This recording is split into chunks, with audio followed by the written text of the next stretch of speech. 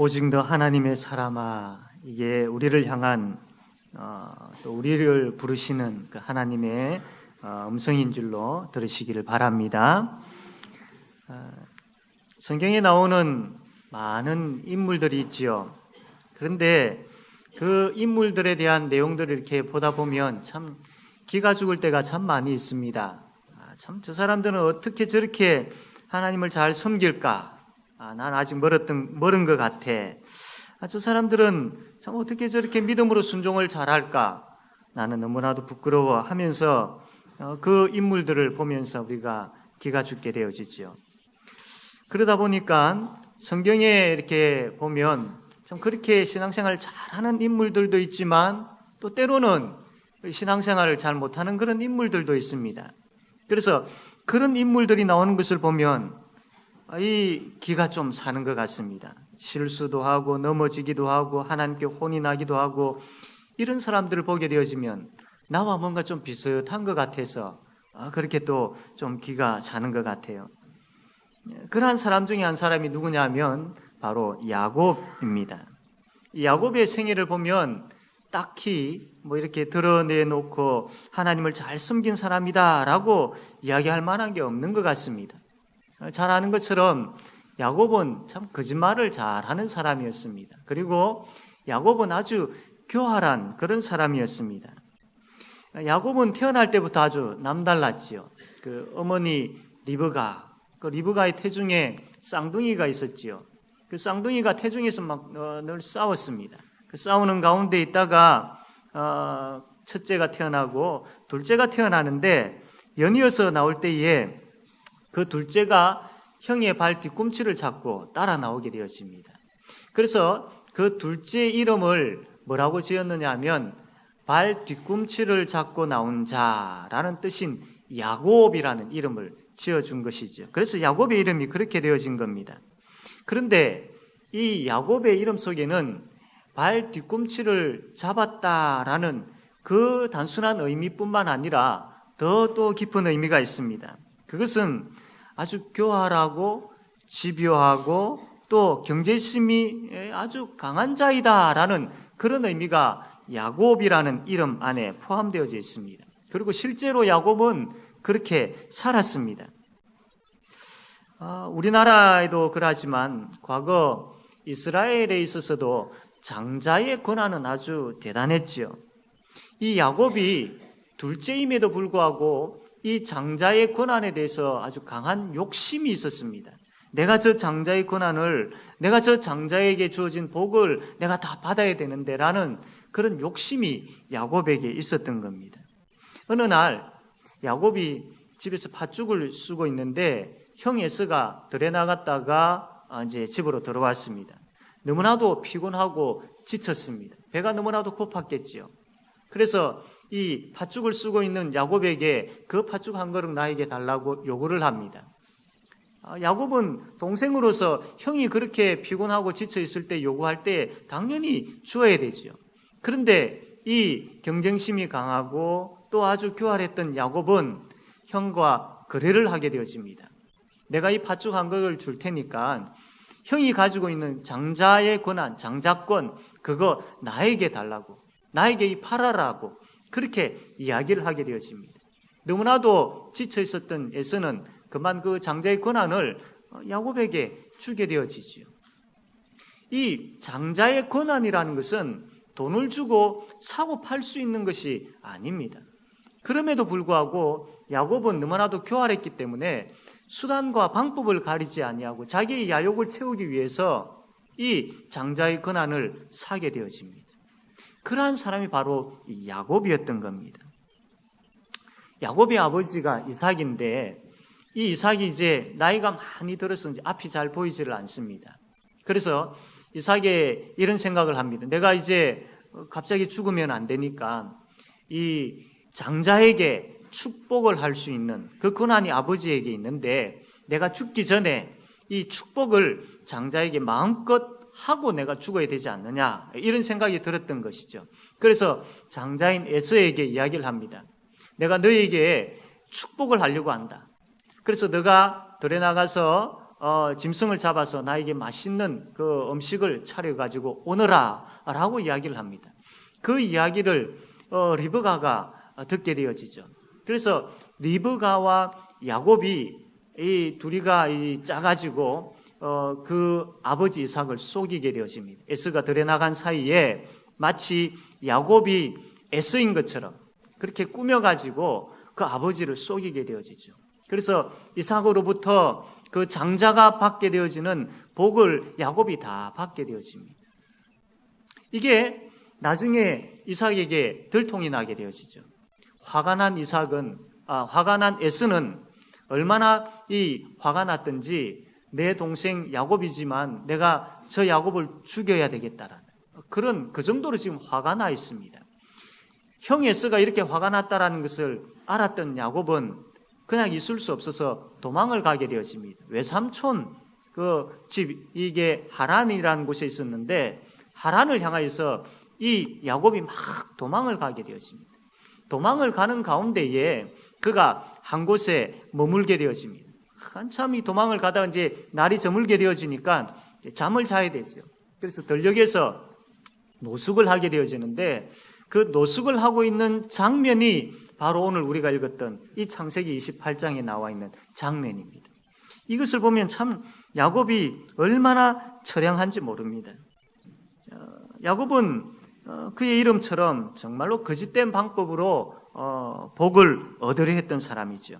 그런데 지금 우리가 읽었던 노숙하고 있는 이 야곱의 모습을 한번 보시기를 바랍니다. 그건 빈털털입니다. 그가 그렇게 욕망을 가지고 얻으려고 했던 그 많은 복된 재물이라든지 이런 것들 그 손에 있습니까? 아니지요. 아무것도 없습니다. 그 아버지 이삭은 아주 큰 부자였는데 그 아버지가 가지고 있는 것 한 개도 가지고 나오지를 못한 것이죠. 야곱은 빈털터리로서 그것뿐만 아니라 형에게 이제 쫓김을 당하는 신세가 되어져 버렸습니다. 또 하나님을 속이고 그 아버지 이삭을 속였고 형 에서를 속였기 때문에 죄인으로서 이제는 도망다니는 그런 신세가 되었다라는 겁니다. 그가 이 노숙을 할 때에 광야에서 노숙을 하는데 그 광야는 참 무서운 곳입니다. 그를 보호해주고 지켜줄 사람 아무도 없습니다. 그 혼자입니다. 그 손에 뭐 특별한 짐승을 이렇게 물리칠 무기도 없습니다.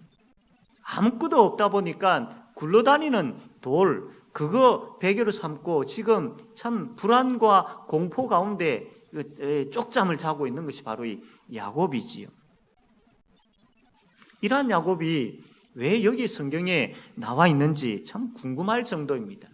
물론 야곱처럼 거짓과 교활한 방법으로 살게 되어지면 이렇게 망하게 되어진다. 이런 교훈을 하기 위해서 이렇게 생각할 수 있지만 그러나 오늘 본문이 이렇게 기록된 것은 그것 이야기하려고 그렇게 기록하고 있지 않다라는 겁니다.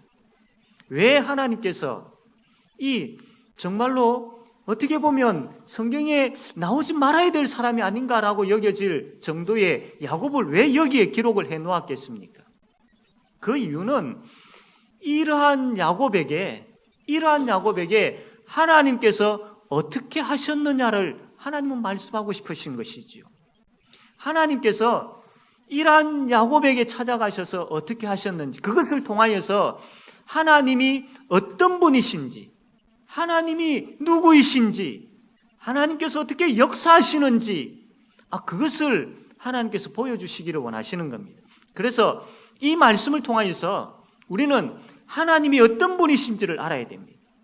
하나님의 하나님 되심을 우리가 이 말씀을 통해서 깨달아야 됩니다. 그리고 야곱이 만났던 그 하나님 우리도 오늘 이 말씀을 통해서 이 시간 만날 수 있어야 된다라는 겁니다. 그렇다면 야곱이 만난 하나님, 우리가 만나야 할 하나님은 어떤 하나님이겠습니까? 첫 번째로 죄인을 먼저 찾아오시는 하나님이십니다. 죄인을 먼저 찾아오시는 하나님. 야곱은 아무것도 할 수 없는 그런 상태에 있었지요. 그리고 야곱에게는 소망이라고는 아주 조그마한 소망도 그에게는 없었습니다. 오히려 그는 불안과 공포 가운데 형이 언제 쫓아와가지고 자기를 죽이지는 아니할까?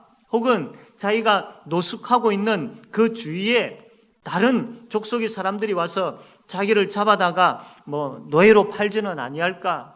혹은 짐승들이 와가지고 밤에 아무 방어도 없는 나를 물어뜯지는 아니할까? 이런 불안과 공포, 그가 지은 죄로 인한 불안과 공포, 그곳에 야곱이 휩싸여 있고 또 너무나도 걸음아 살려라 하면서 도망을 치다 보니까 지쳐서 이제는 쓰러져 있는 야곱입니다. 이러한 야곱에게 어떤 용기가 있고 어떤 희망이 있고 어떤 앞날 미래가 있겠습니까? 아무것도 없죠. 아무것도 없습니다. 그런데 그때에 야곱이 잠을 자는 가운데 꿈을 꾸게 되어집니다. 꿈에 보니까 사닥다리가 하늘에서 자기가 있는 땅에까지 닿게 되어지죠. 그 사닥다리를 천사들이 오르락 내리락 합니다. 그 위에 누가 계시느냐 하면 하나님이 서 계시는 겁니다. 하나님. 그 하나님께서 야곱을 보시고 뭐라고 이야기하시느냐 하면 13절에 보니까 나는 여호와니 너의 조부 아브라함의 하나님이요 이삭의 하나님이라. 아니, 하나님께서 지쳐 쓰러져 있는 불안과 공포 가운데 휩싸여 있는 빈털터리인 죄와 죄로 인하여서 너무나도 힘들어하고 있는, 그가 회개했다라는 것은 아닙니다. 그러나 그 죄의 결과로 인하여서 그가 고통 가운데 있는 그 야곱에게 하나님께서 찾아오셔가지고 내가 누구인지, 하나님이 누구인지에 대해서 이야기를 하고 계시는 겁니다. 이것을 통해서 뭘 이야기하고 있겠습니까? 야곱이 불안과 공포 가운데 아무것도 없는 빈털터리 가운데 지쳐 쓰러져 있는 가운데 야곱이 하나님을 찾았다, 이 이야기를 하고 있습니까? 아닙니다.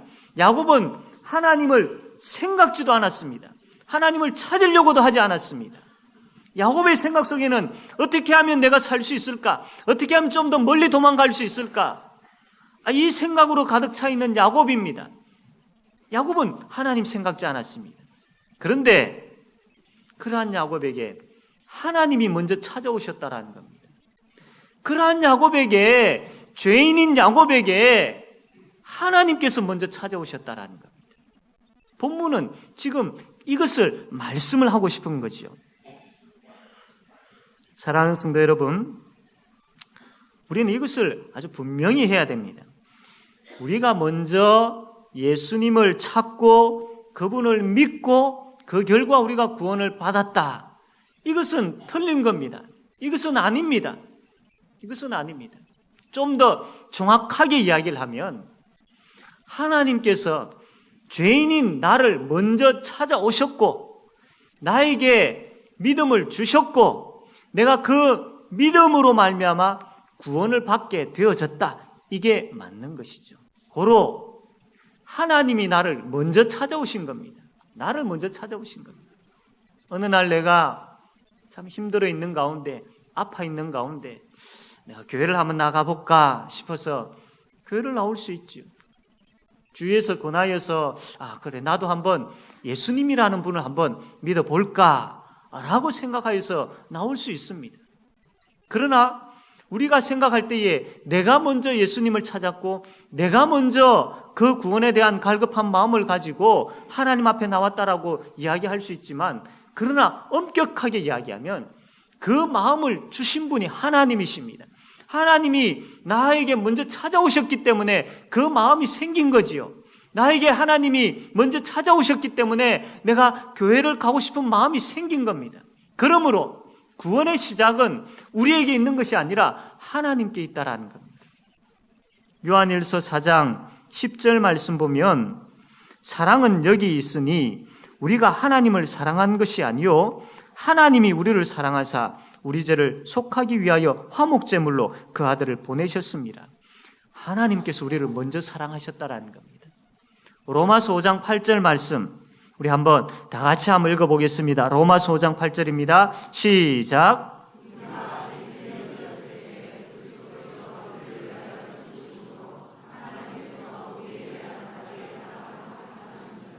아멘. 하나님이 우리를 찾아오실 이유는 전혀 없습니다. 아니, 있다면 우리의 죄값을 치르시기 위해서, 우리에게 저주를 퍼붓기 위해서, 형벌로서 지옥에 떨어뜨리기 위해서 하나님께서 우리를 찾아오신다면 몰라도 다른 이유는 없습니다. 하나님께서 우리를 찾으실 이유는, 우리에게 오실 이유는 전혀 없다라는 겁니다. 그 정도로 우리는 죄인들이라는 것이죠. 그러한 우리에게 하나님께서 저주하기 위해서, 벌 주시기 위해서, 죄값을 치르기 위해서 찾아오신 것이 아니라 오늘 말씀처럼 우리를 사랑하시기 위해서 찾아오셨다라는 것, 우리를 구원하시기 위해서 찾아오셨다라는 것은, 이것은 있을 수 없는 일이고 도저히 아무리 생각해도 이해가 되어지지 아니하는 일이다라는 겁니다. 하나님의 찾아오심이 바로 그러한 찾아오심입니다. 이것은 어떻게 설명이 불가능합니다. 하나님 왜 나를 찾아오셨습니까? 이거 하나님밖에 답할 수 없는 그런 질문입니다. 우리 스스로 아무리 생각해도 그분이 나를 찾아오셨다라는 일은, 이거는 불가능한 일입니다. 불가능한. 그런데 그 불가능한 일이 이루어졌습니다. 그 불가능한 일이 저와 여러분에게 이루어졌다라는 겁니다. 그분이 우리에게 먼저 찾아오셨다라는 겁니다. 불가능하게 여겨지지만, 이해가 되어지지 않지만 이것은 사실입니다. 그러므로 그대로 받아들이십시오. 하나님이 날 먼저 찾아오셨다는, 그분이 날 찾아올 이유가 전혀 없지만 그럼에도 불구하고 그분이 나를 먼저 찾아오셨다는 그대로 받아들이시고 그대로 믿으십시오. 이것이 사실이고 이것이 진리이기 때문입니다. 혹 지금 이 땅을 살아가는 가운데 지쳐있는 분들이 있습니까? 좌절과 실패와 낙심을 경험한 분들이 있습니까? 하나님을 아버지라 부를 힘조차 없는 가운데 있는 분들이 있습니까? 마음이 상한 가운데 있는 분들이 있습니까? 아무런 미래가 보이지 아니하고 소망이 없는 가운데 있는 그런 분들이 있습니까? 그러나 그것 아셔야 합니다. 처음에 나를 찾아오셔서 나를 사랑하시고 구원해 주신 그 하나님이 지금도 내가 지쳐 쓰러져 있는 가운데 있지만 나에게 그분이 먼저 찾아오신다라는 겁니다. 그분이 나를 찾아오셔서, 이 말씀을 통해서 나를 찾아오셔서 내 사랑하는 아들아, 내 사랑하는 딸아라고 하면서 우리에게 먼저 손을 내미신다라는 것, 그것 믿으시기를 바랍니다. 오늘 이 말씀을 통해서 하나님께서 우리에게 먼저 찾아오시고 지쳐 쓰러져 있는 우리에게 손을 내밀고 계십니다. 사랑하는 성도 여러분, 그 손을 잡으시기를 바랍니다. 그 위로의 손, 그 능력의 손, 그 은혜의 손, 먼저 찾아오셔서 먼저 하나님께서 우리에게 손을 내밀고 계시는데 그 손 꼭 잡으시기를 바랍니다. 두 번째로 야곱이 만난 하나님, 우리가 만나야 할 하나님은 어떤 하나님이십니까? 이해할 수 없을 만큼 은혜로우신 하나님입니다. 야곱을 먼저 찾아오신 하나님, 그 하나님께서 이제 야곱에게 뭐라고 해야 되겠습니까?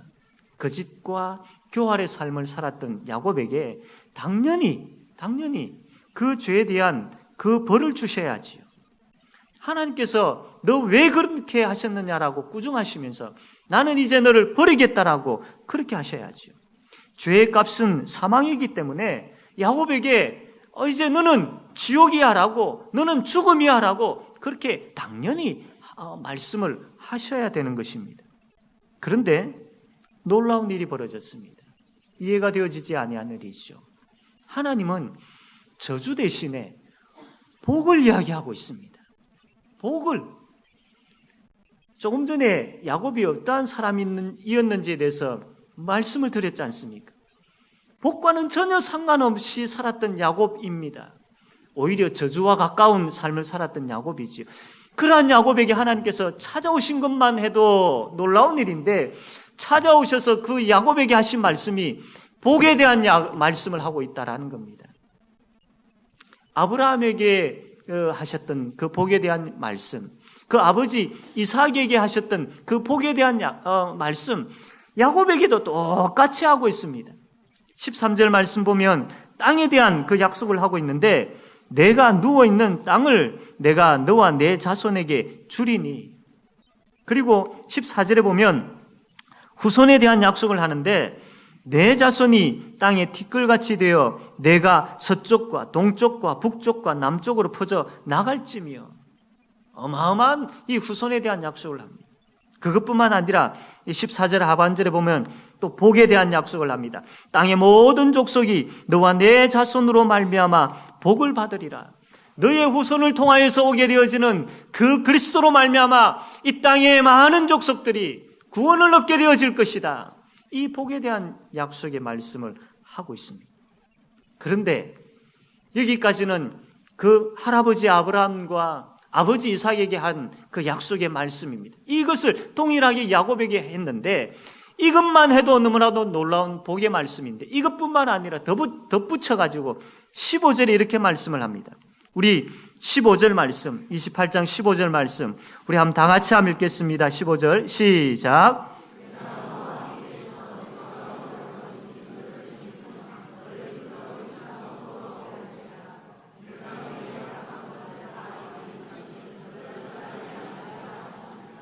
아멘.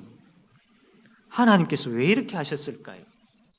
왜 이런 복을 야곱에게, 복 받을 가치가 없는 야곱에게 이런 말을 하셨을까요? 단 한 가지 이유입니다. 우리 하나님은 약속의 하나님이시고 그 약속을 지키시는 하나님이시기 때문입니다. 앞에서 이야기했던 13절과 14절에 보면 세 가지 복에 대한 약속을 하셨죠. 이것은 아브라함에게 했던, 그 할아버지 아브라함에게 했던 약속입니다. 그리고 그 아버지 이삭에게 했던 약속의 말씀입니다. 만약에 하나님께서 야곱 대에 와가지고 이 야곱을 죄에 대한 그 대가로 이렇게 버리시거나 죄의 값으로 이렇게 죽이셔 버린다면은 지금까지 이어져 오는 그 약속을 하나님께서 야곱 대에 대해서 이렇게 끝나버리게 하시는 겁니다. 즉 다시 이야기하면 아브라함에게 했던, 이삭에게 했던 그 약속을 하나님께서 이루시지 않게 되어지는 것이죠. 약속의 하나님께서 약속을 지키지 않게 되어지는 것입니다. 그래서 하나님께서 그 아브라함에게, 이삭에게 했던 그 약속을 근거하셔서 그 약속을 그대로 이루게 하시기 위해서, 그 약속을 그대로 이루시기 위해서 야곱에게도 이 복된 말씀을 하셨다라는 겁니다. 아브라함을 통해, 이삭을 통하여서 하나님께서는 그 후손들 가운데에 예수 그리스도를 보내시고 그 예수 그리스도로 말미암아 이 땅에 구원의 복을 하나님께서 약속하셨습니다. 만약에 야곱 때에 와가지고 일시 끊겨버리게 되어지면 이게 어떻게 이루어질 수 있겠습니까?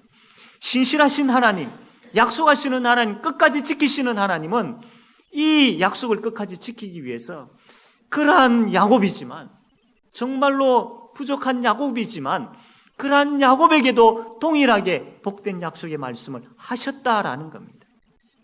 이것을 은혜다라고 하는 것이죠. 우리의 구원도 마찬가지입니다. 잘 알고 있는 것처럼 우리는 죄, 그리고 그 죄의 결과인 사망, 이 권세 아래에서 죽은 자들입니다. 죽은 자들입니다. 우리 자신들의 모습을 보면 하나님 앞에서 우리 자신들을 볼 때에 영적으로 죽은 자들입니다. 아무런 가치 없는 자들. 아니, 오히려 죄로 인하여 더럽혀져 있는 그런 더럽고 추한 자들입니다. 그게 우리입니다. 그렇다면 거룩하신 하나님, 죄의 값은 사망이라고 분명하게 말씀하신 하나님은 우리에게 그 말씀 그대로 하셔야 됩니다. 거룩하신 하나님은 더러운 우리를 버리셔야 됩니다. 거룩하신 하나님은 우리의 죄에 대한 대가를 죽음으로 받으셔야 됩니다. 그게 맞는 것입니다. 그게 이치이고 그게 마땅한 것이지요. 그런데 놀라운 것은, 너무나도 이해되어지지 아니할 만큼 놀라운 것은 그 저주와 그 죄에 대한 대가인 죽음을 우리에게 묻지 아니하시고 마땅히 우리에게 물어야 하지만 예수 그리스도, 그분의 독생자이신 예수 그리스도께 물으셨다라는 겁니다.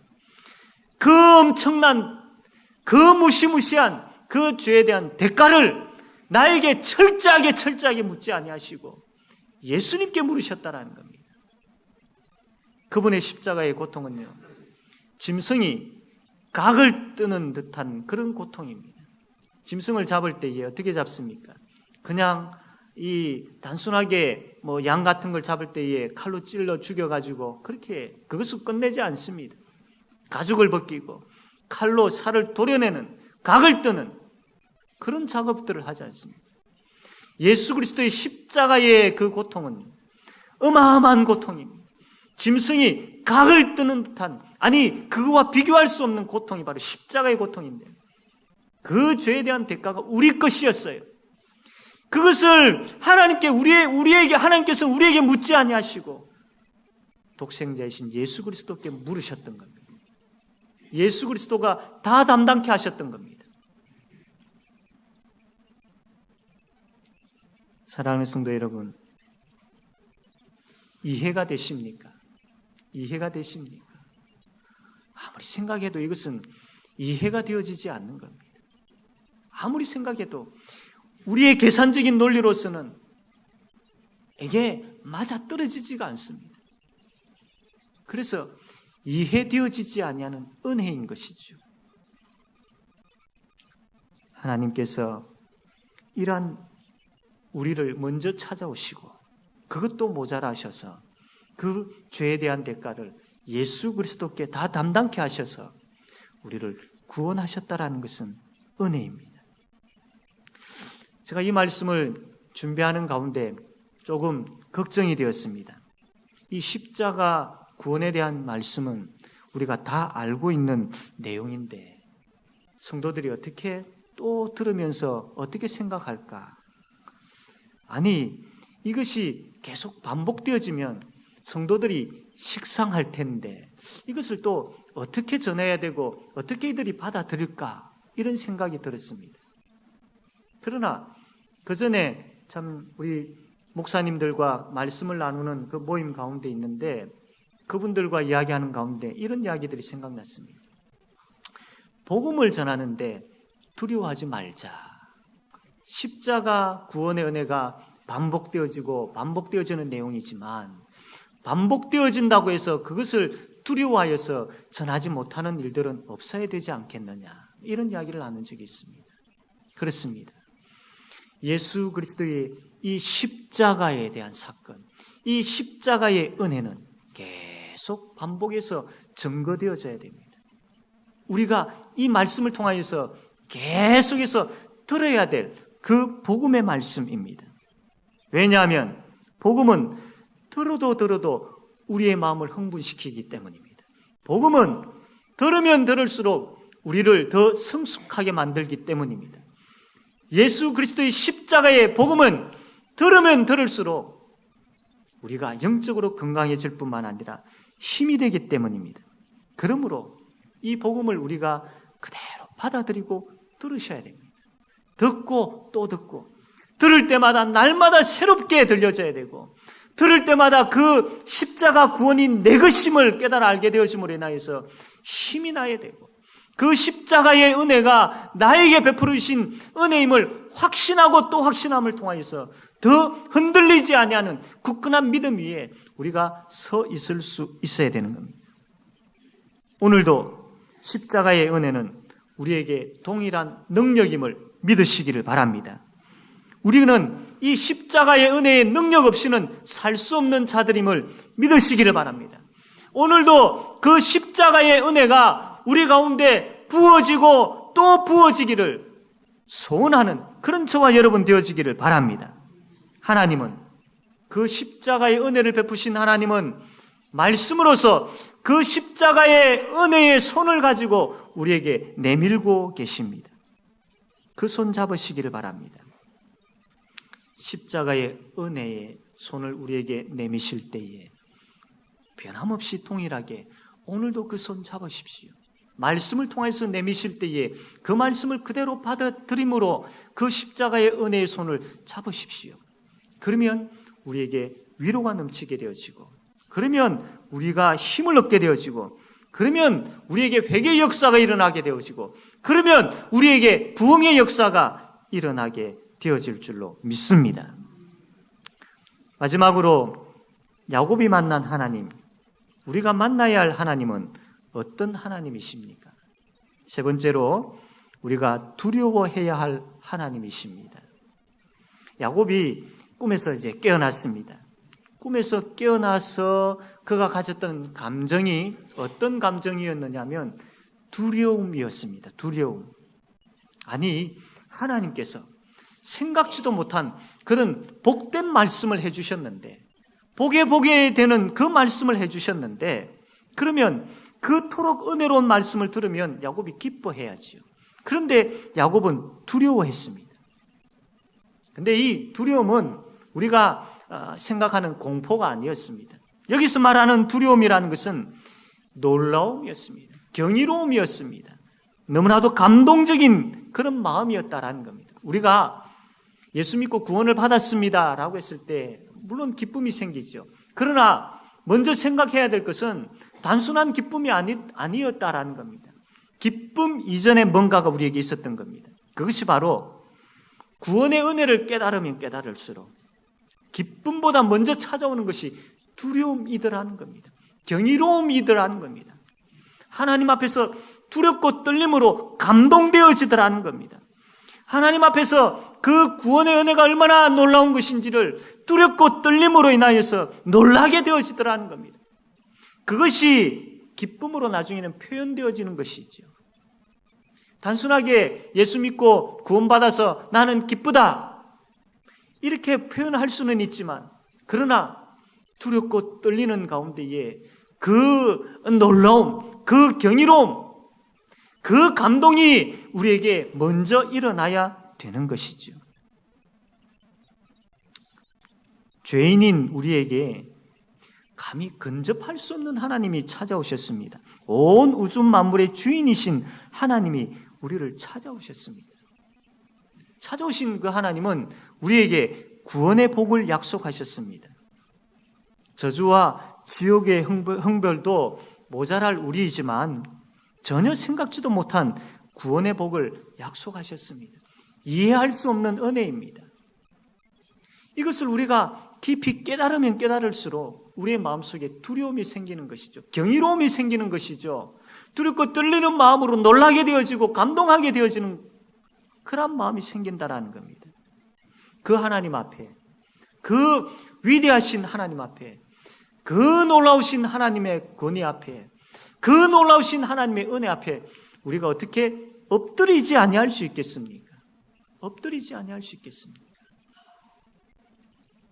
거룩한 두려움이 우리에게 있어야 되고, 그 거룩한 두려움으로 우리는 하나님 앞에 엎드릴 수 있어야 됩니다.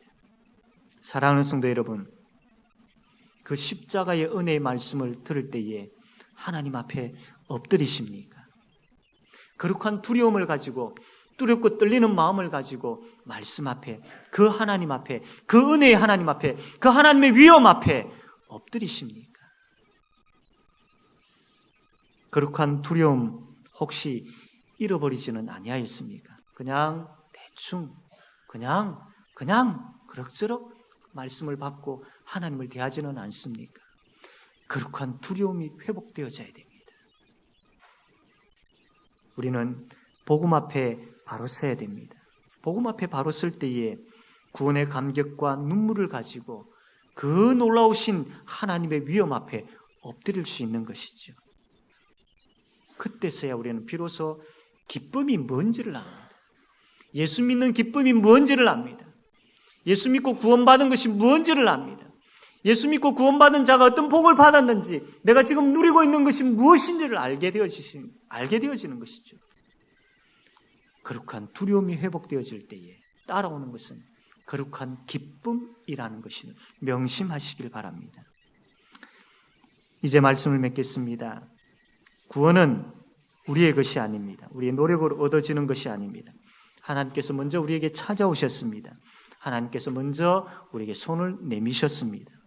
우리는 믿음으로 그 손을 잡기만 하면 되는 것이죠.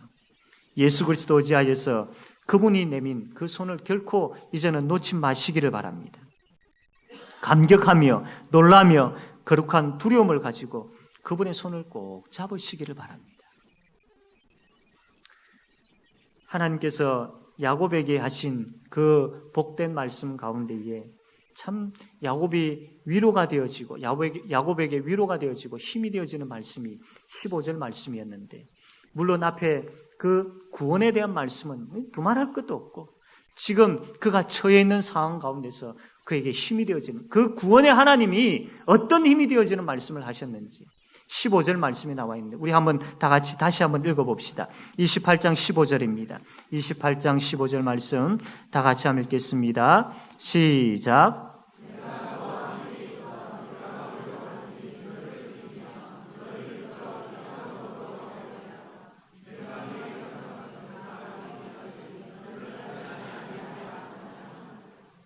아멘. 하나님께서 이 말씀을 우리에게 지금 내밀고 계십니다. 이 말씀을 받을 자격이 없는 우리이지만 예수 그리스도로 말미암아 이 말씀이 우리의 말씀이 되었음을 믿으십시오. 이 말씀이 하나님께서 바로 여러분 개개인에게 지금 하고 있는 말씀임을 믿으십시오. 그래서 이 한 주간 살아갈 때에 이 말씀의 손을 잡으십시오. 그리고 이 말씀의 손을 잡으면서 거룩한 두려움을 가지고 하나님 앞에 엎드리십시오. 그러면 이 말씀이 내 삶 속에서 어떻게 역사하는지를 보게 되어질 것입니다.